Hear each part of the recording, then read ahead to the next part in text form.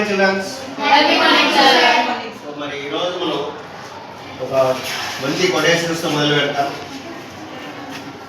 హృదయంలో క్యారెక్టర్ ఉంటే ఆత్మలో ఆనందం ఉంటుంది, ఆత్మలో ఆనందం ఉంటే గృహంలో సామరస్యం ఉంటుంది, గృహంలో సామరస్యం ఉంటే దేశం అనేది ఒక క్రమంలో ఉంటుంది.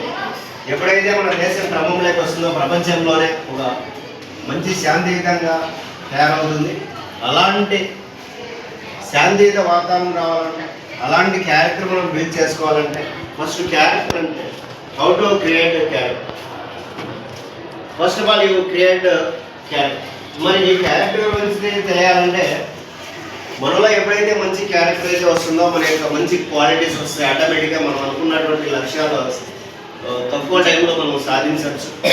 ఇలాంటి క్యారెక్టర్ గురించి తెలియజేయాలంటే మనం ఒక వ్యక్తి గురించి నేను పరిచయం చేస్తాను.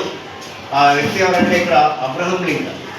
ఒకసారి అబ్రహం లింకన్ అమెరికా ప్రెసిడెంట్గా ఎలక్ట్ అయిన తర్వాత ఈ అబ్రహం లింకన్ చిన్న వయసులో చాలా పేదవాడు. ఎలాంటి పేదవాడు అంటే వాళ్ళ నాన్న ఒక చెప్పులు కుట్టుకొని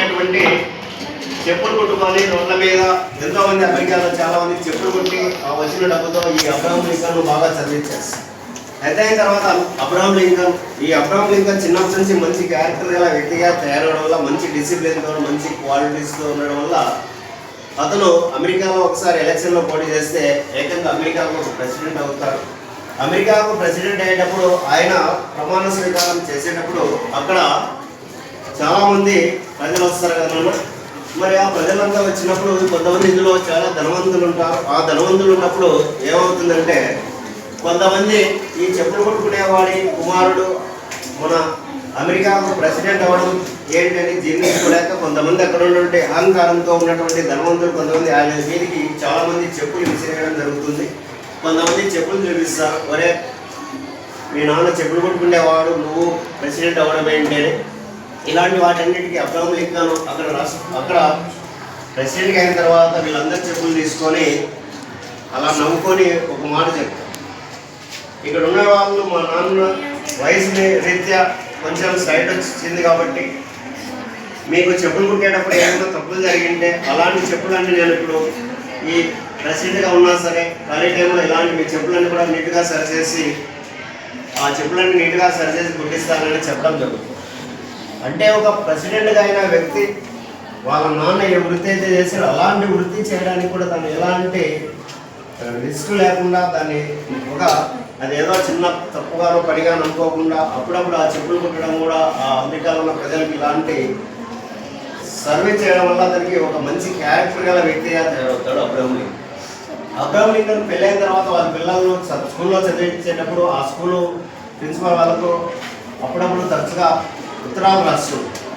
ఆ ఉత్తరాలు ఏం రాస్తాడంటే పిల్లల యొక్క డిసిప్లిన్ ఎలా ఉంది, క్వాలిటీస్ ఎలా ఉంటున్నాయి, ఒక స్టూడెంట్కు కావాల్సిన క్వాలిటీస్ అన్ని కూడా ఫస్ట్ అందించండి, చదువు అనేది తర్వాత వస్తుందని పదే ఉత్తరాలు రాస్తుండడం వల్ల అలాంటి అబ్రహం లింకన్ గురించి ఆయనకు ఉన్నటువంటి క్యారెక్టర్ గురించి మనం ఈరోజు ఇంత అద్భుతంగా మాట్లాడుకోగలుగుతున్నాం. అంటే ఎప్పుడైతే మన హృదయంలో క్యారెక్టర్ ఉంటుందో ఆటోమేటిక్గా మన గృహంలోని సంతోషం అనేది ఆనందంగా ఖచ్చితంగా వస్తుంది.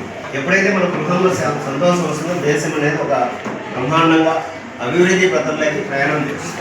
వీటితో పాటు అపజయంలోనూ విజయాలు ఎలా చవి చూడాలి అంటే మనకు ఒక అపజయాలు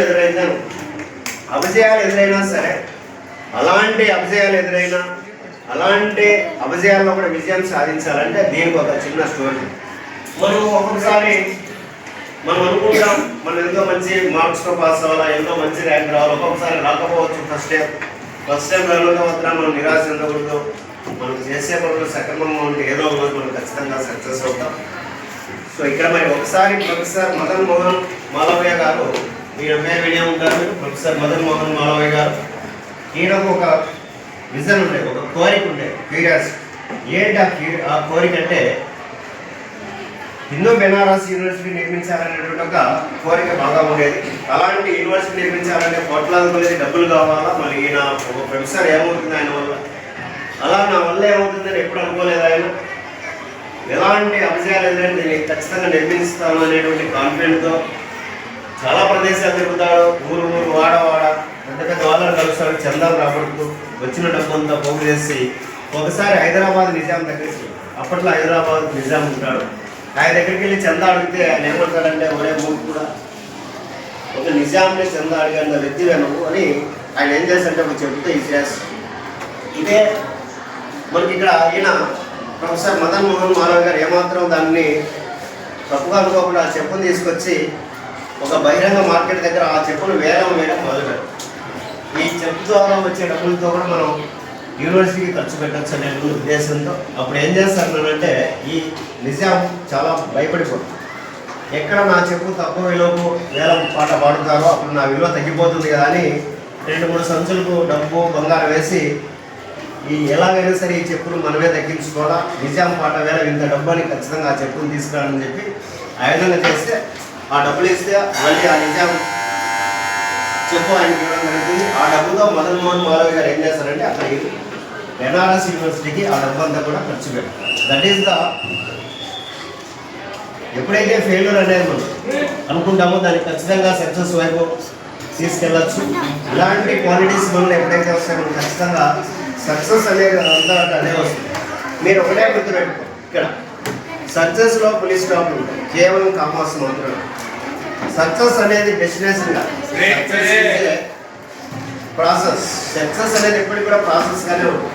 ఈ రోజు మనం సాధించాము నాకు ఇంతటితో చాలని ఎప్పుడు అనుకోవద్దు, ప్రాసెస్ జరుగుతూనే ఉండాలి, ట్రాన్స్ఫర్మేషన్ జరుగుతూనే ఉండాలి. ఇప్పుడు ఈ రోజు ఒక పెద్ద ఇంజనీర్ అయ్యడం, ఆ తర్వాత ఎంటర్ప్రినర్ అవ్వాలి, సంస్థను స్థాపించి వేలాది మంది ఉద్యోగాలు ఇచ్చే స్థాయికి రావాలంటే మీరంతా కూడా ఒకటే నేర్చుకోలేక సక్సెస్ అనేది ఎప్పుడు కూడా పులిగా బాగుంటూ కామర్స్ మాత్రమే. అలా పోతూ ఉండాలి ఒక మంచి స్థాయికి వెళ్తూనే ఉండాలి మన లైఫ్ అంతా కూడా. దట్ ఈస్ ద సక్సెస్ అంతా. Okay, thank you.